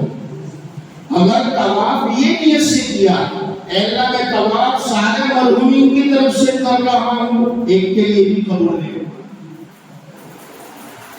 ایک کے لیے بھی قبول نہیں ہوگا۔ جیسے ایک بکرا قربان کرنے کے لیے لائے اور ہم نے یہ نیت کی کہ اللہ یہ بکرے کو سارے امت کے مرحومین کی طرف سے کرتا ہوں، ایک کو بھی ثواب نہیں پہنچے، ہمیں یہ کرنا پڑے گا اے اللہ یہ بکرے کی قربانی میں اپنی طرف سے کر رہا ہوں اور اس کا ثواب سارے امت کے مرحومین کو پہنچا، تب صحیح طریقے سے پہنچے گا۔ ہاں اگر ایک مرحوم کا کرنا ہے، بھائی فرق سمجھ لینا، کیونکہ 12:30 بھی بجنا ہے اور آنکھوں میں نیند بھی آنے لگی ہے، کہ مسئلہ سمجھنے میں کہیں الٹ پھیر نہ ہو جائے۔ میں تو 1 بجے تک بھی بول سکتا ہوں، مگر آپ کی رعایت کروں گا، سن لو۔ ایسا مسئلہ نہ مولانا یا نوے فتوے لاتے ہیں، نہیں، اگر ہم کو ایک مان کر کے ابا مرحوم ہے، ابا کی طرف سے کرنا ہے تو ایک کی نیت سے تو کر سکتے ہیں، بھائی ابا مرحوم کی طرف سے طواف کر رہا ہوں، ابا مرحوم کی طرف سے قربانی کر رہا ہوں، سب جائز ہے، مگر ایک کے ساتھ 2 ملاؤ گے، 3 ملاؤ گے، پوری امت ملاؤ گے تو اب ایک کا بھی نہیں ہوگا۔ پھر ہم کو اپنی طرف سے کر کے ساری امت کو ثواب پہنچانا ہے، سارے مرحومین کو۔ اور اگر ایک مرحوم کے لیے کر رہے ہو تو ان کے نام سے تو کر ہی سکتے۔ اب اے اللہ میں اپنی مرحوم اماں کی طرف سے طواف کر رہا ہوں، اے اللہ اس کے بعد دوسرا طواف مرحوم ابا کی طرف سے کر رہا ہوں، میں مرحوم دادا کی طرف سے کر رہا ہوں، کر سکتے ہیں، ایک ایک کے نام سے کر سکتے ہیں، مگر زیادہ کے لیے کرنا ہے اپنے لیے پہلے کرو اور اس کے بعد اس کا ثواب جو ہے تمام مرحومین کو پہنچائے۔ ٹھیک ہے بھائی، اس کے بعد پھر مدینہ کا بھی سفر ہے۔ مدینہ کے سفر میں بس اتنا ہی کہوں گا، جو مکہ جائے اور مدینہ نہ جائے تو میرے آقا نے فرمایا اس نے تو مجھ پر ظلم کیا، مکہ آ کر بھی مدینہ جائے تو ایک الگ منظر ہوتا ہے، ایک الگ کیفیت ہوتی ہے۔ حضور کی قربانیاں، امت کا طرف اور درد، امت کے لیے جو تکلیف برداشت ہوئی آقا نے وہ سب نگاہوں میں گھماوے۔ ہاں، مکہ سے مدینہ 500 کلومیٹر ہے، تو کوئی سو جاتا ہے، کوئی باتیں کرتا ہے، کوئی ویڈیو ہی بنانے میں ان سے اونچا نہیں آتا، کوئی ویڈیو کال ہی کرتا ہے، اور کوئی تو البیک کے نعرے بلاتا ہے۔ جب جا رہے تھے تب لبیک لبیک کر رہے تھے، وہ وہاں پہنچ گئے تو پھر البیک البیک کرنے لگے، اور واپس آئے تو میری دیکھ پھر یہ کرنے لگے۔ مدینہ جا رہے آپ صلی اللہ علیہ وسلم کی قربانیاں، حضور نے امت کے لیے کیسی دعائیں مانگی ہیں، کتنی تکلیف برداشت کی۔ وہ مکہ سے مدینہ جب مکہ چھوڑ کر نکلے تھے، ہجرت فرما رہے تھے آقا، کیسی دل کے اندر ان کے جذبات ہوں گے، سب لے کر جائیں، درود شریف کا تحفہ لے کر جائے۔ کوئی 1000 مرتبہ درود شریف پڑھ لے، کوئی 5000 مرتبہ پڑھ لے، کہ میں حضور کو اتنا تحفہ لے کر جا رہا ہوں، میرے آقا کے دربار پر جا رہا ہوں۔ وہاں جائے، ہوٹل میں جائے، تھوڑا آرام کر لے، تھوڑا چستی پیدا ہو جائے، غسل کر لے، اچھے کپڑوں میں کوئی اچھے کپڑے پہنے، بہترین خوشبو لگائے۔ میرے نبی کو خوشبو پسند تھی۔ مسجد نبوی میں داخل ہو، مسجد میں داخل ہونے کی دعا پڑھے، اور باب السلام سے داخل ہو، نماز پڑھ کر تحیت المسجد پڑھے، اور پھر حضور کے روضے کی طرف صلاۃ و سلام کے لیے بڑھے، تھوڑا بہت صدقہ بھی دے کر جائے، تھوڑا بہت صدقہ بھی دے کر جائے باہر، اور پھر جائے تو آنکھیں جھکی ہوئی ہو، دل میں نمی ہو، یہ سوچ رہا ہو، تصور ہو کہ یہاں پر دو جہاں کے سردار سوئے ہیں۔ اور بروڈا کے میرے بھائیوں، یہ علماء دیوبند کا عقیدہ ہے، یاد رکھے۔ پھر مت کہنا کہ علماء دیوبند نبی کو نہیں مانتے ہیں، نعوذ باللہ۔ علماء دیوبند کا عقیدہ ہے جس زمین پر حضور پاک صلی اللہ علیہ وسلم کی قبر مبارک ہے، وہ جو حصہ جالیوں والا، وہ سبز گنبد کے نیچے والا، جہاں 3 قبریں ہیں، وہ جہاں حضور کی قبر ہے، جس زمین میں حضور کا جسم مبارک رکھا ہوا ہے، یعنی میرے نبی سوئے ہوئے ہیں، وہ زمین کا حصہ خانہ کعبہ سے بھی افضل ہے۔ کسی کو پوچھنا ہو تو جا کر پوچھ لینا چاہو، یہ علماء دیوبند کا فتویٰ ہے۔ اللہ کا گھر قبلہ کعبۃ اللہ اس سے بھی افضل ہے، اس لیے کہ اللہ کے گھر میں اللہ تو اوپر ہے، اللہ کا عرش ہے، خانہ کعبہ سے بالکل اوپر، ہر آسمان کا قبلہ ہے، ہر آسمان کا کعبہ ہے، بالکل کعبۃ اللہ کے سدھانت میں۔ اور سب سے ساتویں آسمان پر بیت معمور، تو اللہ کا عرش تو 7 آسمان سے اوپر ہے، مگر جو مسجد نبوی میں حضور کی قبر ہے وہاں میرے آقا خود موجود ہے۔ اس لیے یہ فتویٰ ہے علماء دیوبند کا کہ وہ قبر کی زمین اللہ کے گھر سے بھی افضل ہے۔ تو میں اور آپ وہاں جا رہے ہیں، آنکھوں میں نمی ہو اور دل میں تصور ہو، یہاں میں سلام پیش کروں گا، میرے آقا سننے والے ہیں، وہ تو میرے گنہگار کان ہیں جو میرے نبی کی آواز کو سن نہیں پائیں گے، ورنہ ایسے اولیاء کرام دنیا میں آئے ہیں۔ حضرت کبیر رفاعی رحمت اللہ علیہ، علماء دیوبند میں بھی بہت سارے علماء، فرمایا جب وہاں پہنچے ہیں، میں ایک نام لے لوں، حضرت سید احمد کبیر رفاعی رحمت اللہ علیہ کا تو واقعہ سنائی ہے ہم نے۔ علماء دیوبند میں بڑے استاد تھے حضرت مولانا سید حسین احمد مدنی رحمۃ اللہ علیہ، جنہوں نے حضور کے روضے کے پاس بیٹھ کر 17 سال حدیث کا سبق دیا ہے۔ جب وہ وہاں پہنچے ہیں اور انہوں نے کہا، کیونکہ سید حضور کے گھرانے میں، اور سید کو چہرے سے ہی پتہ چلتا ہے، نبی کے خاندان والا، اس کا نور ہی الگ ہوتا ہے۔ مولانا سید حسین احمد مدنی رحمۃ اللہ علیہ جب پہنچے، کہا نانا جان آپ کو سلام ہے، تو فرما اندر سے ایسا جواب آیا، وہاں موجود سارے لوگوں نے اس جواب کو سنا، اپنے کانوں سے سنا۔ میرے اور آپ کے آقا ہم سب کو جواب دیتے ہیں، الصلاۃ والسلام علیک یا رسول اللہ، الصلاۃ والسلام علیک یا نبی اللہ، الصلاۃ والسلام علیک یا حبیب اللہ، الصلاۃ والسلام علیک یا خیر خلق اللہ۔ ہمارے محسن بھائی کہیں گے مولانا کافی دیر ہو گئی، آپ نے کچھ شعر نہیں سنایا، تو ایک شعر سنا دوں۔ یہ میرا بہت مشہور شعر، بہت مشہور نظم ہے کہ حضور کے روضے پر جب آپ پہنچو گے تو صرف انسان نہیں ہوں گے، وہاں اللہ کی ساری مخلوق ہوتی، ساری مخلوق۔ شاعر کہتا ہے کیا حور و ملک، کیا حور و ملک، کیا جن و بشر، دیتے ہیں سلامی روضے پر،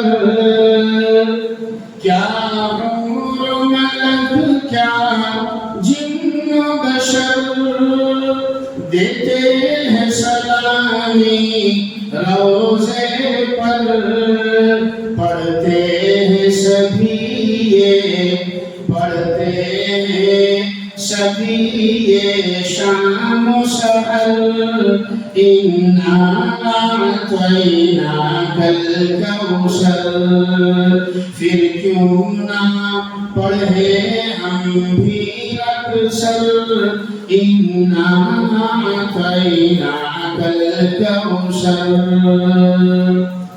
خیر، تو ہمیں بڑی ندامت کے ساتھ وہاں صلاۃ و سلام پڑھنے جانا ہے۔ بہت سے لوگ کیا کرتے ہیں، ایک ہاتھ میں ویڈیو بنا رہے ہیں، ایک ہاتھ میں چپل بھی پکڑے ہیں، اور تماشا ہو رہا ہے۔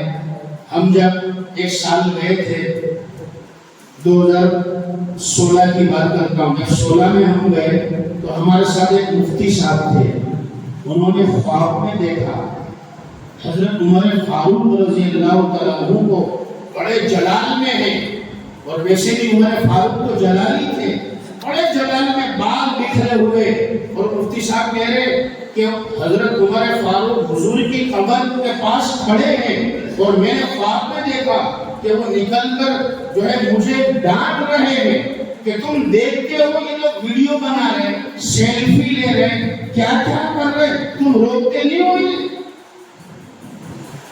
میں چاہیے کہ ان کو روکا جائے یہ ویڈیو بنانے کا، یعنی مطلب ضرورت جتنا کر لے گا آدمی، مگر ایسا نہ ہو کہ اسی میں لگا رہے۔ اگر ویڈیو میں رہیں گے تو ہمارے جذبات کیا ہوں گے؟ وہاں جانا کہ جو تصور ہونا چاہیے تاکہ کچھ لے کر ہم واپس آئے، خالی ہاتھ گئے دامن بھر کر آئے، ایسا نہ ہو خالی ہاتھ گئے اور خالی ہاتھ واپس آئے۔ اس لیے ہمیں ان چیزوں کو سیکھنا ہے، سفر کو سامنے رکھنا ہے۔ اللہ تعالیٰ آپ کے سفر کو آسان کر دے، قبول فرما لے۔ میری رائے یہ ہے کہ اگر تھوڑی دیر آپ کو اگر کچھ ذہن میں سوال ہو تو مرد حضرات پوچھ لیں، عورتیں باتیں بھی کسی وقت اپنے شوہروں کے ذریعے، ابا بھائی کے ذریعے پوچھوا سکتے ہیں۔ ان تمام باتوں میں اگر کچھ رہ گیا ہو تو وہی بتا دو تاکہ میں خلاصہ کر دوں، یا اگر آپ کو پوچھنا ہو تو 2-5 منٹ میں وہ بھی کر لیں تاکہ آپ کا کچھ کنفیوژن ہو تو وہ دور ہو جائے۔ میرے خیال سے اکثر تو شاید جا کر آئے ہیں، کچھ لوگ ہوں گے جو فرسٹ ٹائم جا رہے ہیں، ان کے دل میں ہو سکتے ہیں کوئی بات سوال ہو پوچھ لیں، ورنہ موبائل تو سب جگہ چلتا ہے، وہاں سے بھی آپ کسی بھی مفتی صاحب سے کانٹیکٹ کر کے مسائل کو معلوم کر ہی سکتے ہیں. ٹھیک ہے بھائی، ہے کسی کو کچھ رہنے کا سوال؟